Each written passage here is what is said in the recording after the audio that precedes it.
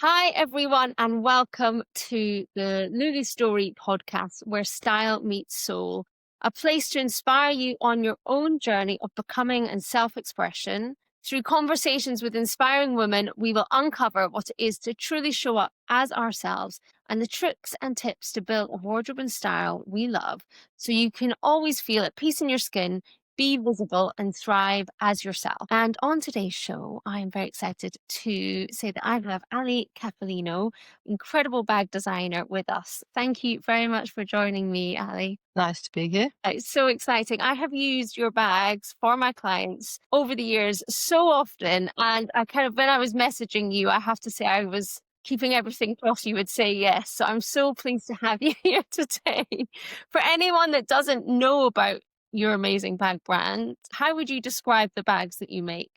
We describe them as practical, stylish, long lasting, don't go out of fashion. They really don't. I mean, I think they're so practical for anyone. I always use them for clients who maybe have got the commute to do, but they don't. They live maybe in a more kind of creative world. They live in a very functional world. Out of the bags that you own, which style do you use most often? What's the one that you grab? And Whatever is the latest sample that we're sort of working yeah. on, probably. And what are you working on at the moment? Spring 26? No, autumn 26. And have you got Yeah. colors that where does it all kind of come from? Are you somebody that's quite traditional? Do you put out the vision board? How do you? It's all in my head, a lot of it. But then I cut up little bits of tiny swatches and sort of fiddle around with putting colours together.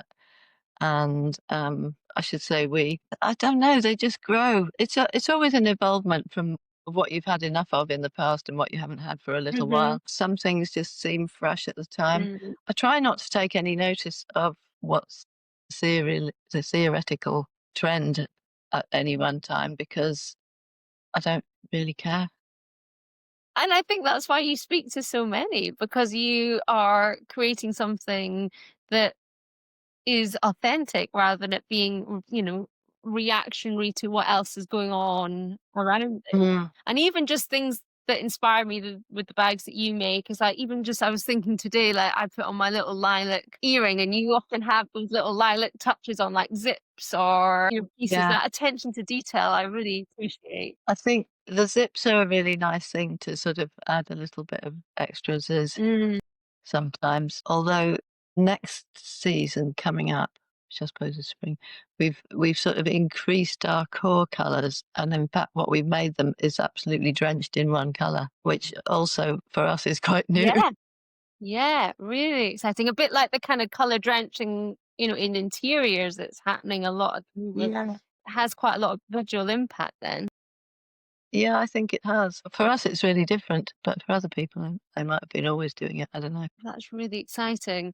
But this show is all about the kind of history of where our identity and kind of love of clothes and style first came from. So I would really love to dive in and ask you, was there a piece of clothing or an item or maybe an accessory that you first owned that you look back at now and you think, oh, that made me feel like me for the first time? Is there anything that stands out? Well, when I was very little, I remember my mum making me a tartan sort of what do you call it? What do you call a sleeveless dress? Like a vest or a waistcoat? But it was a dress. It Oh, was a like a dress, pinafore? a pinafore. Yeah. It had a V-neck and a zip up the back, and it was sort of bluey green tartan or something. And she made it in an evening. I was so proud that she made it in an evening. I remember I had a sort of little gold two horses leaping brooch that somebody gave I think a granny or something.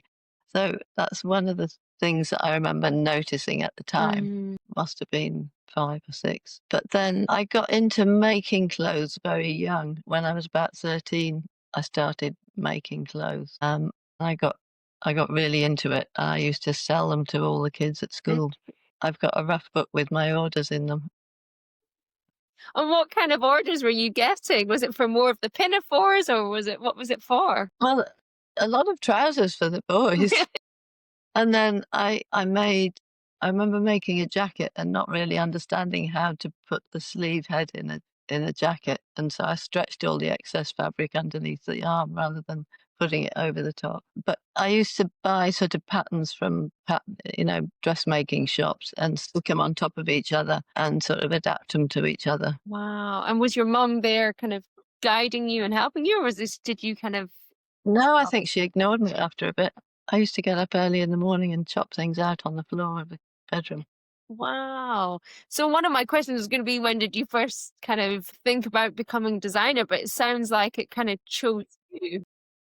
Well, I think when I was at school, I was at the sort of school where they thought you should go to university if you could get the Yeah. grades. And they sort of said, with your grades, you could go to university and stuff. But I couldn't find anything that I wanted to do. There was only history of art. So the alternative was polytechnics at the time. Anyway, I decided to go to art school. And I also was feeling quite snobbish about clothing because it's like clothing is a vanity. And I was hoping that I would want to become a sculptor or something like that. But and I went to York Art School for foundation, and they had a decent room with a few sewing machines in it. So then I started to apply to colleges for fashion. And when did the bags kind of come on the scene? When did it evolve? Well, so the clothing started in 1980, Okay. straight out of college, really. Bags started in 2000. Tell me about the clothes. Did they have any link back to that original pinafore that you first remember and you first felt like you The first collection we did in 1980 had a reference to the Moscow Olympics. That was which that year was very controversial because um, lots of countries pulled out because of atrocities. That got headlines actually. Not quite sure why, but it was just an all over print of sort of stolen out of geography books and books about swimming and things like this, just a black and white print. And then I think I'd always been interested in sort of utility, like there used to be a place called Lawrence Corner that people used to go to for secondhand army and army surplus stuff. So very influenced by that sort of things made for a purpose. Like, you could really raise your arm up in these shirts because they had a lot of space underneath, or if they were meant for keeping you warm, or, they were made for a purpose and very strongly made. And I still love things like that. do you still have a lot of the clothes that you used to make, or how do you kind of Yeah, I still have quite a lot, but we actually went bust in 1999. I started the business with my ex and we sort of built it up over that time, but then we fell apart as a family and that basically ripped the business to, we sort of had different values gradually. Yeah, so that was sort of, but during that time in the 80s, the look that we did was quite English. Lots of tweeds, lots of corduroy, lots of sort of cotton fabrics, like with, again, pretty practical. And then during the 90s, it sort of got a bit less traditional and more modern. I'd say I've sort of got both those sides of me. I've got the traditional references, but also the sort of the cleaner sort of 90s. Hi everyone, it is Lulu Story, and I hope you're enjoying this episode. But I just wanted to jump on and say that I am a style coach working with women every day to help them understand themselves better, to reclaim their identity and know how to step forward into their lives with confidence, clarity, and if you're struggling, please don't struggle any further. Get in touch. I have availability for words consultations, and I have a waiting list for one-to-one client work. So if you'd like to join that waiting list, then do check out the show notes below and we can add you to that and book in a call as when I have availability. All right, back to the show. And do you do much shopping yourself now? Can help it. Do I do much shopping? Do you add more new things to your wardrobe? I like secondhand shops. Yeah. I've got plenty of good places around my way. I like things that aren't everywhere. Last thing I bought new, probably buy trainers more than anything. Yeah. What brands do you like to? I don't mind. I think I would like to have one of those little Puma pairs now. Yeah, I think that's where I spend my money if I've any. I love the idea of things finding you, though. I talk a lot about serendipity within style and how important Yeah, it is. I think when you lean into, you've got to be practical, you've got to plan what you need. And like you say, things that maybe, I'm not practical and I don't plan what I need, but I do recycle yeah. what I've got quite a lot in different ways. And having those skills that you must have as a dressmaker, you're able to really adapt things or fix things, I'm sure. Yeah, I I probably am. I tend to sort of I do it with colour more than anything else, I think. I'm very matchy-matchy. Yeah. The socks have to be working as hard as whatever else there is. I think that's a really good tip, though. I think a lot of people forget about those small touches, the kind of consideration of how your socks fit into your whole wardrobe. I think that is, a really important part. Well, it is for me. It's not for everybody, but yeah, I I I I wear socks pretty much as saying something all the time. Do you start your outfit from a sock? Would you ever pull out a pair of socks? I have Yeah. done. Where do you normally start your outfit? What's she got? A blue? Yeah, see that blue looks lovely. I believe. Yeah, really, really nice. Trouble is, I think there's a cashmere content to these, and they keep shrinking. I love a bit of cashmere around my feet, though. As I'm getting older, my feet are definitely. So it sounds like clothes have always played a very kind of practical role in your life. But yeah, but also mental role. I mean, I get really upset if I can't make something work, and I can't go out if I can't get it to sort of feel right. So you've got to feel like things are in balance, aligned with how you are feeling today. So no, it just has to be reflective of how you feel. And do you normally start with one item, or is it a kind of, is it colors? How does the outfit build? I don't know. Probably starts with, "Can I wear that again today, or does it need it wash?" I have heard of this like technique where you take one item from the day before into the next day and you style it in a new way, and every day you take a piece from the previous day. Would that Yeah, I don't need that much stress, I don't think, to do that. I mean, sometimes if I'm on a run with something, I'll wear it all week, and other times I sling it out and start again the next day. mm, I don't think there's I don't think a regular pattern. You might want to talk to Danielle, who's working with me. she'll tell me. Yeah, I'm interested. I'll ask her anyway, see if Do you miss designing clothes? miss the sort of the challenges of tailoring and things like that. Hmm. And I suppose I like problem solving with patterns and whatnot. I made my daughter a skirt for her birthday the other day, which I don't think she'll wear, but it was What was it like? it's quilted fabric that sort of big pleats sort of sticks out. It's quite funny. Have you seen it on her? Has she tried it yet? She sent me a photo this morning. Yeah. So cool. Did you make a lot of her clothes growing up? Yes, yes, quite a lot when they're toddlers, when they're sweet and cute, but then they get their own ideas after 5 or something. Yeah. Yeah. And were you quite encouraging of them? She grew up in the time of the Spice Girls, Yeah. Yeah. That was me as well. I was a very Spice Girl. so you've your crop top onto. I had my big chunky platforms on. Yeah, Yeah. I was always, there's a lot of items that I look back that I wish I'd had a pair of Docs when I was young. And I've got a daughter now who's 10, and I made sure that, she was asking for a pair of Docs. I made sure she got a pair because I remember that longing for something when I was younger. yeah. I quite like a pair of Docs, I suppose. I'm just a bit worried that they take a bit of wearing in. Well, yeah, I have to say, I don't know if you can fit into a kid's size pair of Docs, I would encourage it because my daughter's hair are so soft. They're so buttery. Uh, They really are not hard at all. Whereas I ended up eventually getting a pair of Docs and I couldn't wear them in. yeah. No, because your feet get more sensitive, don't they, I Yeah. think, as you get. I have to say I wear a lot of Grenson boots, which I do. I do you see, I think leather soles I find quite hard work Yeah, now. these have all like I've got a pair that have got a vibrant sole.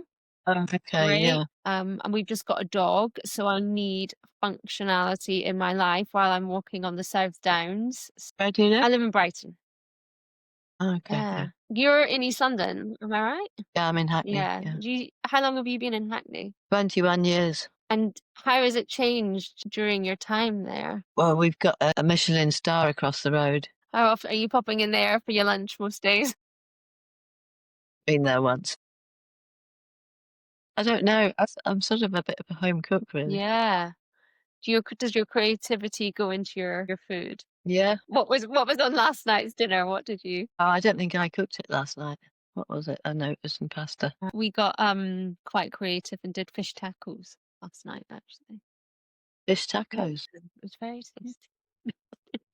So why do you think that the brand, despite having had the kind of challenges, obviously in the kind of late 90s, early 2000s, why do you think the brand has endured for so long? Because an old battle axe that won't let go.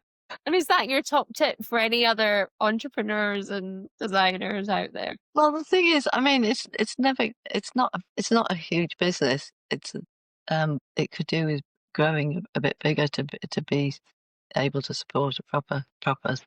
It's really quite small now. It's been bigger. It's been smaller. I mean, I've grown it quite a bit over the last 2 years. There's a load of story that I don't think you want that we don't want to particularly go into, but I'm just quite tenacious, I suppose. Yeah. And I've never really worked for other people. Mm. And I like the I like the having a little team. I hate working on my own. What are you most proud of? I think as a brand, because because the stuff is sort of it's hand downable from generations for one thing, and kids kind of aspire to having their parents' versions quite often. I mean, I know a few people who've had the hand-me-downs and then gone on to get their own afterwards. It's a kind of an acquired taste. I don't think people get it straight away, but I think once you have them, they grow on you. So it's I mean, I also think it's even just what I'm always struck by when I look at your stuff.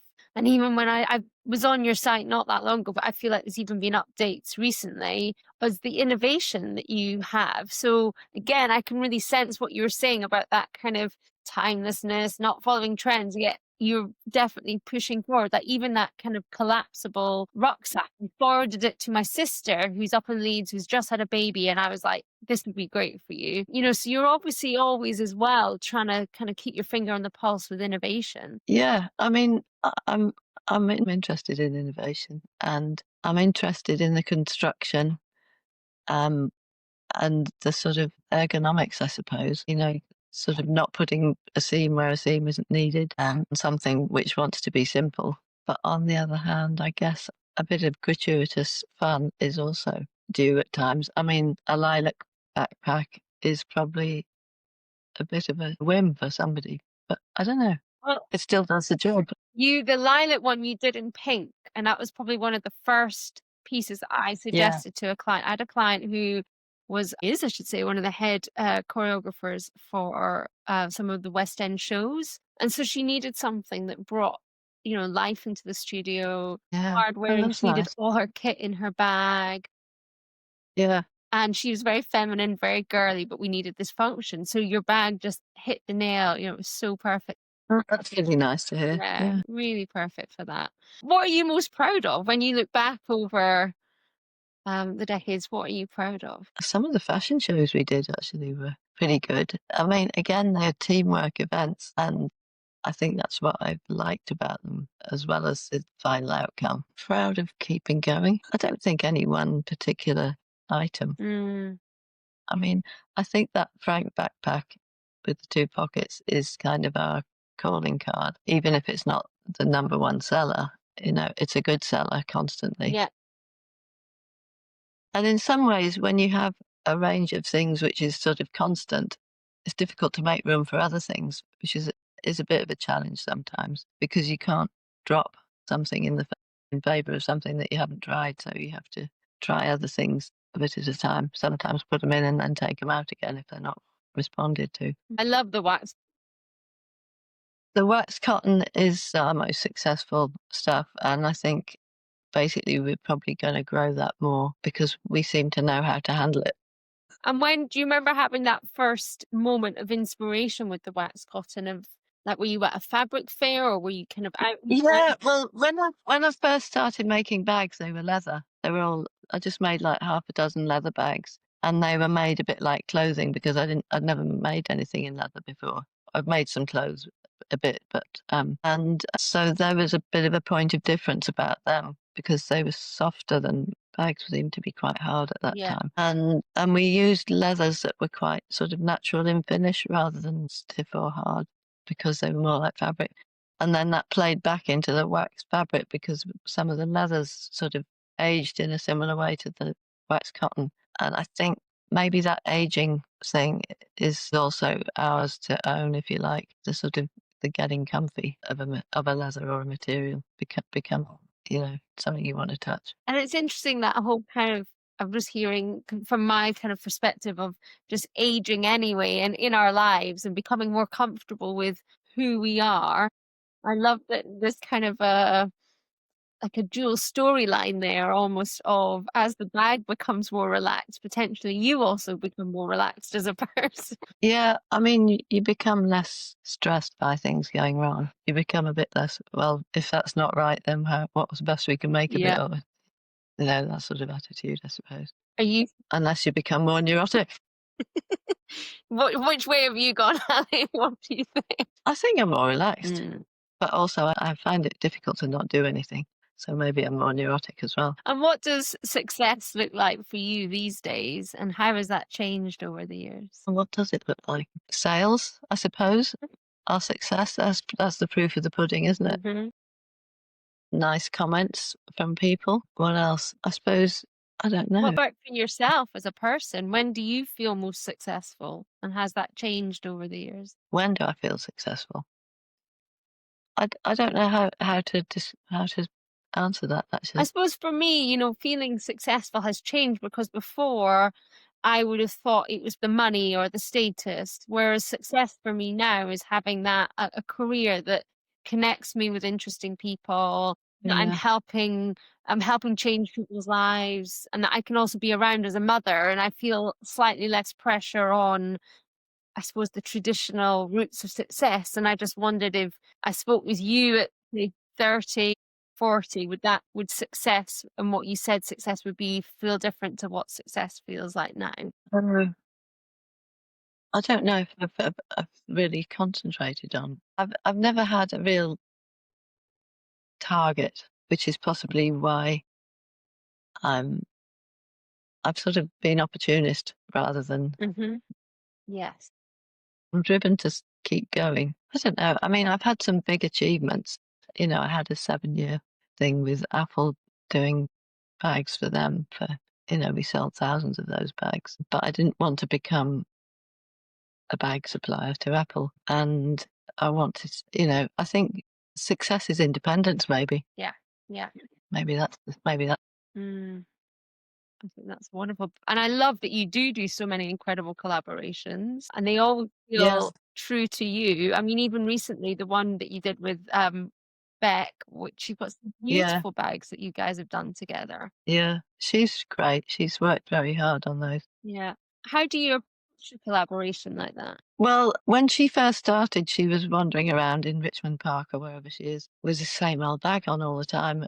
I sent her a message saying, "I think you need a new bag. Would you like to choose one?" So she did, and then we just sort of kept following. But she still kept wearing that one bag, which we had discontinued, which is why I said, well, should we just try and do something together? I mean, it wasn't a sort of, I didn't do a deck or anything like that. We knew each other by what we each did. I could see she had a number of followers. I mean, she really grew quite quickly last year. Yeah. And we'd been hacked. Our Instagram had been hacked 3 years ago or something. And so we were starting from zero. It's got us some new followers and whatnot. And so that's what Brompton's designer was in our shop one day Mhm.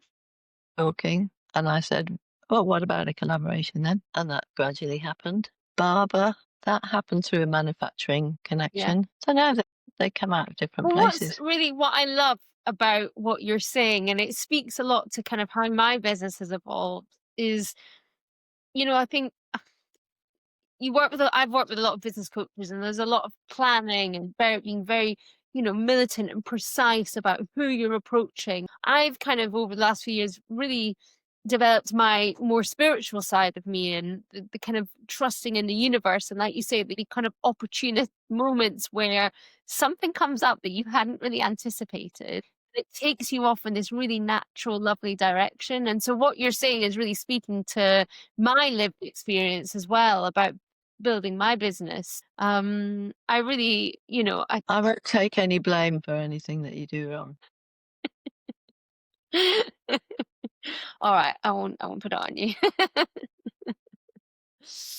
But I think it's refreshing to hear that actually sometimes following the opportunities and the moments that appear and following that intuition perhaps is a good way to go. Yeah, I like it when things like that happen. I don't know. It's good to be available to take things if they come up, Yeah, I think so. whether it's travel. Yeah, I think so. I think sometimes we try and control a lot and force it, and actually rolling with the punches is a kind of, a more refreshing way to go. Yeah. And what are you most excited about at the moment when it comes to, I don't know, style in general or the business, or what is kind of, maybe it's art. Is there anything you've seen recently? Is there anything that's kind of filling your soul up? Maybe it's just this time of year. I'm going to see Kerry James Marshall exhibition tomorrow. Where's I hope it's gonna be in at Royal Academy. £23 a ticket. food? Is it? All right, is that expensive? Seems a lot to me. What else? And have you seen her work before? Have you seen her work before? It's a It's a he. he. Only in pictures on the internet and whatnot, but it looks quite humorous and colourful. Yeah, I like a bit of humour. What else am I excited about? I mean, I do look at fashion shows Mhm. and think increasingly how some of them are lovely, but who who are these people? I don't know. I mean, it's a bit like wealth. The divide between the rich and the poor is like the divide between people on catwalks and people going to work. It's sort of nothing to do with each other. So I'm sort of interested to watch that the trends on the street bear very little relevance to the dressing up fashion show things. I think the fashion show that I thought was interesting this time was Balenciaga. Yeah, I agree. I loved all that that was quite a lot of drenched colour, textural sort of fabrics made into texture and sort of contrast, Yeah.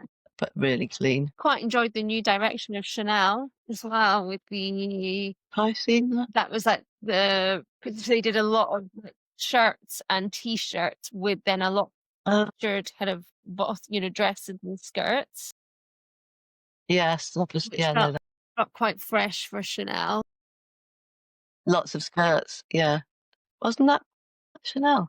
It's funny because it could have been Yves Saint Laurent, couldn't it? Yeah, and I mean, Yves Saint Laurent I did enjoy, but it was a lot to What see, was but it it was like? not very structured, and it's making me want to. I just got this menswear shirt from Vinted, and it's making me want to try it with a stronger Hold on. shoulder. I can't remember if I'm getting those 2 mixed up. We need to go back and have a little look together, and we'll send over our favorite.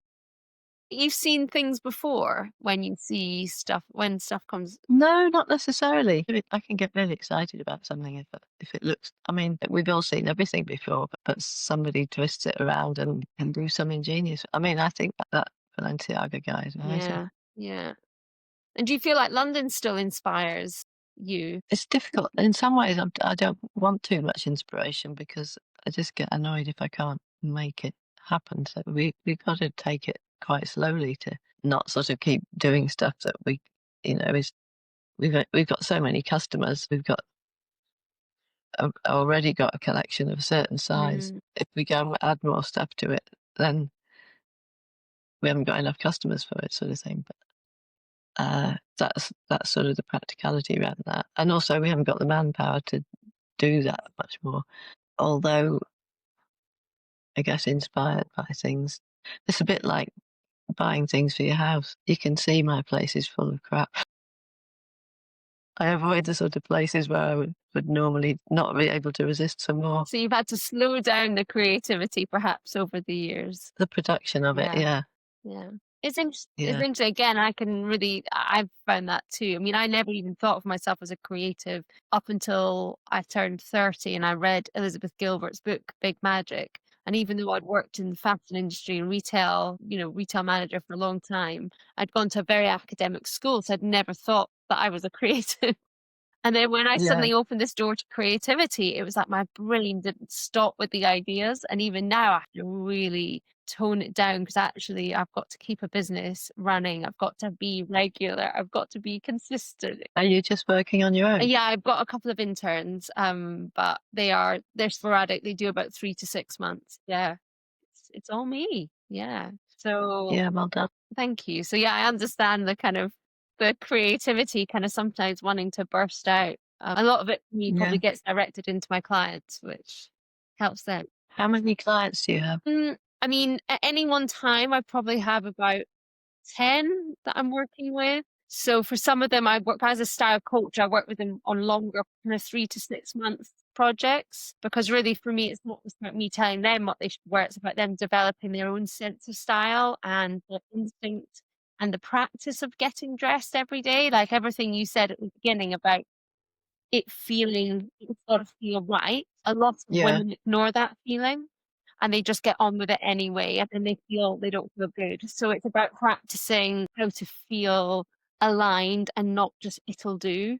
It's about yeah. being creative with what you've got and knowing how to put colors together, things that again you will do so instinctively and in, such intuition. And a lot of people don't have that or have ignored it or had it suppressed for reasons. Or scared of Or it, yeah. scared, yeah, scared to be seen, wasn't safe to be seen, trying to fit in with the Joneses, or Yeah, don't like to experiment. Well, yeah, it's funny. I mean, I think I love clothes. why do you love them? It's just a self-expression, I suppose.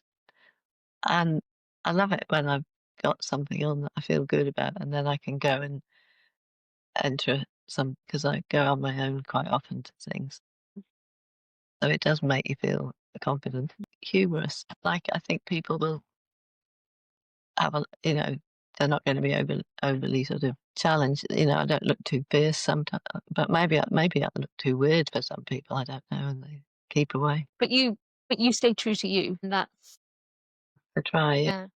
Have you had looking back in your life, have you had moments where you feel like you have lost yourself and your style? Or do you feel like you've pretty much been able to stay connected? Probably a bit around being pregnant or after being pregnant. Actually, Yeah. I remember going on I think it was after my second child, and I went on some TV program with Paula Yates hosting it that went out in Japan in the middle of the night or something. And she was just so gorgeous. I just felt like a ugly blob. So I think, yeah, I just had no confidence then. And she was so chirpy and chatty. Yeah. I felt tongue tied and out of my depth. And do you remember when you started to kind of find yourself again after those moments? What would be your advice to people if they were feeling that way? Just wait, ride it out. Ride it out, Dan. Is that one of your is that some of your Well, I think that's sort of something that I think you have to do with kids. You just have to not try and beat it, just sort of let it go a bit until you get your mojo back. yeah, maybe go and buy yourself a new pair of trainers. Yeah. Yeah, amazing, Ali. Well, thank you so much for coming on. I really, really appreciate you taking the time because I know how busy you are. But I would love everyone, encourage everyone to go and check out Ally Capellino bags. I will link everything in the show And notes. the shop. Come visit us. Yeah, tell us, where are your stores? No, we just have one, Calvert Avenue in Shoreditch, the prettiest street in Shoreditch. Um, yeah, number 9 Calvert Avenue. Amazing. Everyone, if you're in London, go and visit Ally Capellino. There is a shop in Brighton that stock a few of your bags as well, Fold. Yeah. They've just had some more. Great. Yeah, we love. So I always Oh, they take clients in there for your people. oh, do you? Yeah. Great. Thank you so much. All right. The pleasure. Thank you. The woman that you know is within. So please get in touch in all those places. And if I can be of help to you and your style, then do not hesitate. Your time is now.